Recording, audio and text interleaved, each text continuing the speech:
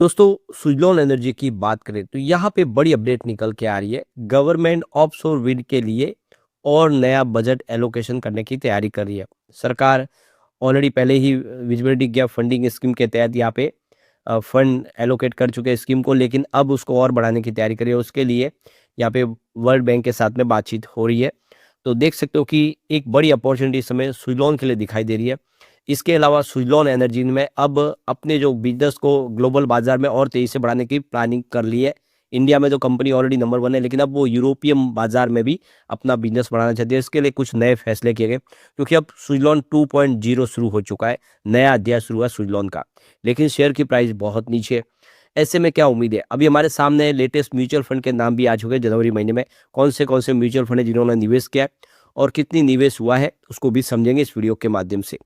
लेकिन फ्रेंड्स, उससे पहले अगर आप पहली बार हमारे चैनल पे आए तो चैनल को सब्सक्राइब कर दीजिए, एक बेल आइकॉन दबा दीजिए ताकि जब भी नया वीडियो बने पहला नोटिफिकेशन आपको मिले। वीडियो पसंद आए तो लाइक से जरूर कीजिए। चलो फ्रेंड्स, वीडियो स्टार्ट करते हैं। मैं हूँ आपका दोस्त SB दवे और हमारे अपने चैनल ऑनलाइन कमाई में आपका बहुत बहुत स्वागत है। सबसे पहले सुजलॉन एनर्जी के कारोबार की बात करें तो 44.43 पर क्लोजिंग थी फ्राइडे को। 1.90% की गिरावट देखने को मिली, तो स्टॉक इस समय कमजोर दिखाई दे रहा है। तो ये देख सकते हो कि फ्राइडे को इसने एक फ्रेश लो बना दिया 44.21 का। आप देख सकते हो, इससे काफी लोग हैं जो अब पैनिक कर रहे हैं कि ये लगातार गिर रहा है। एक बात समझ लीजिए, इस समय बाजार में गिरावट का माहौल है। अच्छे अच्छे स्टॉक नीचे है। यहाँ तक कि रेलवे की कंपनियां बहुत अच्छा करी। IRFC जैसी कंपनियां जो नवरत्न का दर्जा प्राप्त कर चुकी है, वो भी स्टॉक काफी नीचे आ गया।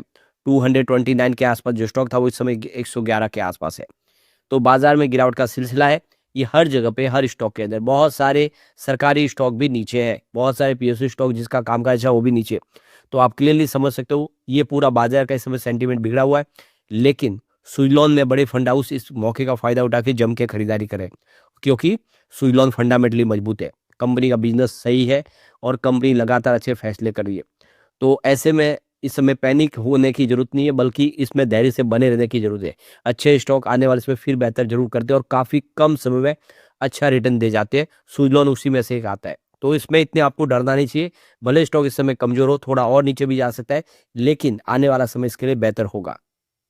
तो यहाँ पे जो बड़ी अपडेट निकल के आ रही है, गवर्नमेंट जो है ऑफशोर विंड के लिए और ज़्यादा इंसेंटिव देने की तैयारी कर रही है। तो गवर्नमेंट ने यहाँ पे वर्ल्ड बैंक से कहा है और यहाँ पे KPMG से कि यहाँ पे स्टडी करें कि क्या जो हमने विजिबिलिटी गैप फंडिंग स्कीम के लिए जो 7,543 करोड़ रुपीज़ की रकम सैंक्शन की है, क्या इसको और बढ़ाना चाहिए।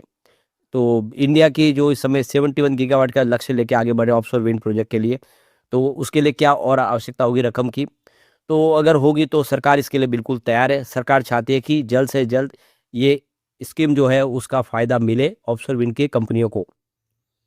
तो गवर्नमेंट बहुत जल्द 500 गीगावाट की कैपेसिटी प्राप्त करना चाहती है नॉन फॉसिल फ्यूल्स के माध्यम से। 2030 तक का लक्ष्य रखा गया है और इसके लिए सरकार ने देख सकते हो कि 7,543 करोड़ रुपीज़ की विजिबिलिटी गैप फंडिंग स्कीम यानी VGF लॉन्च की है। तो इस स्कीम का मकसद है कि ऑफशोर विंड एनर्जी के प्रोजेक्ट को इंसेंटिव देना और नए जो प्रोजेक्ट है उसके लिए निवेशकों को प्रेरित करना, उसके लिए उत्साहित करना। तो यहाँ पे गवर्नमेंट की तरफ से वर्ल्ड बैंक और KPMG से कहा गया है कि एक स्टडी की जाए कि क्या फाइनेंशियल रिक्वायरमेंट और है अभी ऑफशोर विंड के लिए। तो अगर होगी तो सरकार यहाँ पे और खर्च बढ़ाने को तैयार है इस सेक्टर के लिए, और ऑफशोर विंड के लिए सरकार और पैसे देने को तैयार है और इंसेंटिव देने को तैयार है।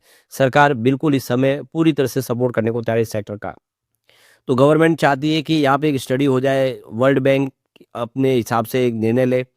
तो किस हिसाब से मदद करनी है, किस तरह से कितनी मदद करनी है, उसके लिए सरकार तैयार है। तो जो फाइनेंस रिक्वायरमेंट है उसके हिसाब से आगे निर्णय लिया जाएगा, उस हिसाब से कोई स्कीम लाई जाएगी। इसके पीछे सबसे बड़ी वजह है कि यहाँ पे जो ऑफशोर विंड के लिए काफ़ी ज़्यादा खर्च होता है, कॉस्ट है वो काफ़ी हाई होती है, और इसीलिए सरकार इसमें अपनी तरफ से इंसेंटिव दे रही है VGF के माध्यम से, ताकि कोई भी ऑफशोर विंड के लिए आगे आए। तो गवर्नमेंट ने देखिए जून 2024 में ये विजिबिलिटी गैप फंडिंग स्कीम यानी VGF लॉन्च की थी ऑफशोर विंड एनर्जी के लिए, और इसके लिए 7,450 करोड़ रुपीज़ की रकम सैंक्शन की गई थी, जिसमें देखो कि 6,850 करोड़ रुपीज़ का आउटप्ले था। जिसमें आप देखें तो इंस्टॉलेशन और कमीशनिंग था 1 गीगावाट के ऑफशोर विंड के लिए, ये जिसमें 500 गीगावाट मेगावाट के 2 प्रोजेक्ट होंगे तमिलनाडु और गुजरात के अंदर। तो ये देख सकते हो 2 अलग-अलग राज्यों में सरकार ने यहाँ पे ये स्कीम के लिए पैसे के ऐलान की थी और इसमें 600 करोड़ रुपीज़ का ग्रांट भी है, जो देख सकते हो कि अपग्रेडेशन करना है 2 पोर्ट का, जो लॉजिस्टिक रिक्वायरमेंट है उसको पूरा करेगा ऑफशोर विंड एनर्जी के प्रोजेक्ट लगाने के लिए सरकार ये पैसे खर्च कर रही थी। ये स्कीम 2024 में लाई गई थी। तो गवर्नमेंट इस समय देखे तो ये इन्होंने जो शुरुआत की है क्योंकि national offshore wind energy policy लाई गई थी 2015 जिसमें ये कहा गया था कि ऑफशोर विंड की प्रचुर संभावना इंडिया में है और उसका फ़ायदा उठाया जा सकता है। काफ़ी बहुत सारे क्षेत्र है जहाँ पे ये काम हो सकता है। तो ये देखिए वीजीएफ के माध्यम से जो सपोर्ट दिया जाएगा कि जो कॉस्ट है उसको रिड्यूस किया जाएगा, जो ऑफशोर विंड के माध्यम से जो बिजली का निर्माण करके उसको समय पे जो भी जहाँ पे उसकी आवश्यकता वहाँ पे पहुँचाना और यहाँ पे जो डिस्ट्रीब्यूटर है उसको उसके साथ पावर परचेस एग्रीमेंट साइन करवाना। इन सब के लिए सरकार यहाँ पे काफ़ी सारा खर्च होते हैं, उसको खर्च को कम करने के लिए जो कंस्ट्रक्शन कॉस्ट है ऑफशोर विंड की वो भी काफ़ी ज़्यादा होती है। तो इन सब की पूर्ति करने के लिए पोर्ट का इंफ्रास्ट्रक्चर भी करना ज़रूरी होता है। तो सरकार इसके लिए सपोर्ट देने को तैयार है और लग रहा है कि सरकार और भी यहाँ पे पैसे लगा सकती है। तो सरकार की तरफ से यहाँ पे बड़ी रकम मिल सकती है। सरकार बिल्कुल इसको लिए तैयार है। अभी आप देखिए यहाँ पे रिसेंटली 18 फरवरी को एक बड़ा फैसला और किया है। इंडिया और यूनाइटेड किंगडम ने मिलकर एक टास्क फोर्स के गठन का ऐलान किया है। ये ऑफशोर विंड के लिए इकोसिस्टम बनाएगी। तो सप्लाई चेन को मजबूत करना और नया एडवांस फाइनेंसिंग मॉडल लॉन्च करना, जिसके माध्यम से ज़्यादा से ज़्यादा ऑफशोर विंड के लिए निवेश की संभावनाओं को तलाशना और खर्च को कटौती करना। तो इसके लिए अब यूके और इंडिया साथ में आ गए, मतलब तैयारियां बहुत तेज़ी से आगे बढ़ रही है और ये लग रहा है कि जल्दी इसका फ़ायदा मिलेगा सुज़लोन को भी, क्योंकि सुज़लोन इस सेक्टर की सबसे बड़ी कंपनी है। तो डेफिनेटली इसका फ़ायदा तो मिलेगा ही।